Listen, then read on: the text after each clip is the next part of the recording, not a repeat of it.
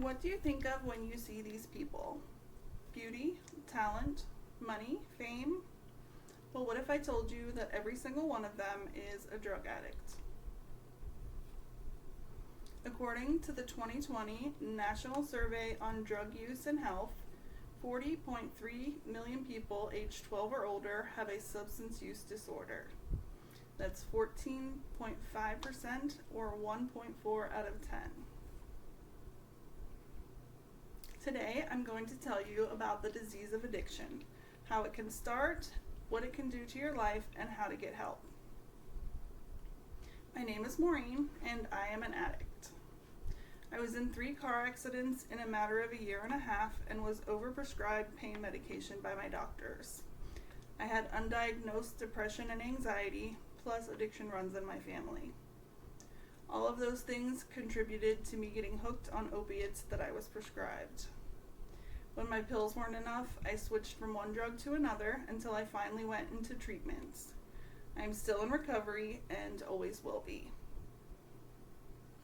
What is addiction? When scientists started studying addictive behavior in the 1930s, people with an addiction were thought to be morally flawed and lacking in willpower. Science has come a long way in researching the causes of addiction, but unfortunately, some people still think that addicts are just bad, lazy people who can stop if they want to, and that's not true.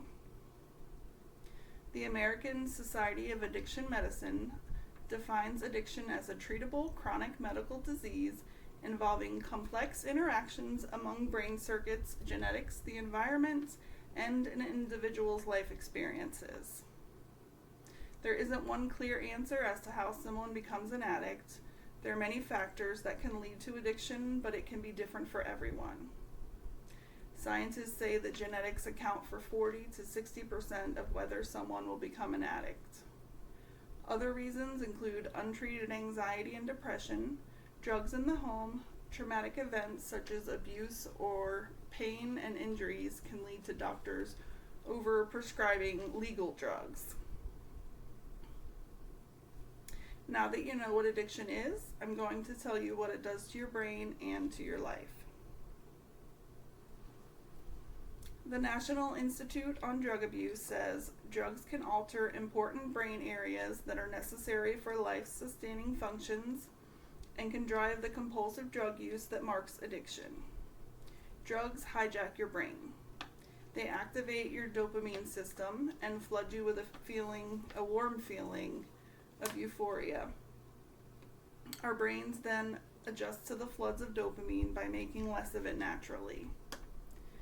You build up a tolerance so that next time you use, you'll need more. Things that you used to enjoy will no longer feel good. Over time, the only thing that causes you to feel any pleasure is more drugs. As your brain adapts to drug use, the areas responsible for judgment and decision-making change. Drug-seeking behavior becomes hardwired. Normal daily goals, self-care, work, and school become unimportant, and all you can think about is getting more. Before you know it, you're physically and mentally dependent. If you don't have the drug, you get sick.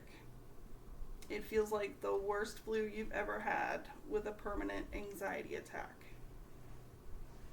Once you're addicted, you will lie, cheat, and steal to keep from getting dope sick. It's not that you want to do these things, but all you can think about is getting more. Relationships get ruined. Family doesn't trust you. If you don't get any help, the only way out is in handcuffs, a hospital bracelet, or a toe tag. The ends are always the same: jails, institutions, and death. Now that I've told you about the devastating effects of addiction, I'm going to tell you how to get help. There is no cure for addiction, but it is treatable. Getting clean and sober is not a one-size-fits-all. The first thing an addict needs to do is safely stop taking drugs. You should never try to stop taking drugs on your own. You should always go to a detox unit, hospital, or have the help of a doctor. Drug withdrawal can be life-threatening, and you will need a safe place to get through it. If an addict just stops taking drugs, they can die. Addiction isn't just physical. You have to work on yourself as a person. You have to change your thinking, your people, places, and things. The good news is you don't have to do it alone. There are many types of programs out there, but everyone is different and has different needs and beliefs. Narcotics Anonymous is free, open to anyone, and there are dozens of meetings each week, and that's just in Central Florida. You'll find others recovering from addiction who are always happy to help a newcomer. If that doesn't work for you, there are short and long-term rehabs, religious programs, therapy, and medication-assisted treatments. You're never fully cured from a drug addiction. It's a lifelong commitment, but I can promise you that your worst day clean and sober is always better than your best day addicted to drugs. Now that you know about drug addiction, if someone close to you or yourself is struggling, I hope that you'll have the compassion and knowledge to help them towards recovery.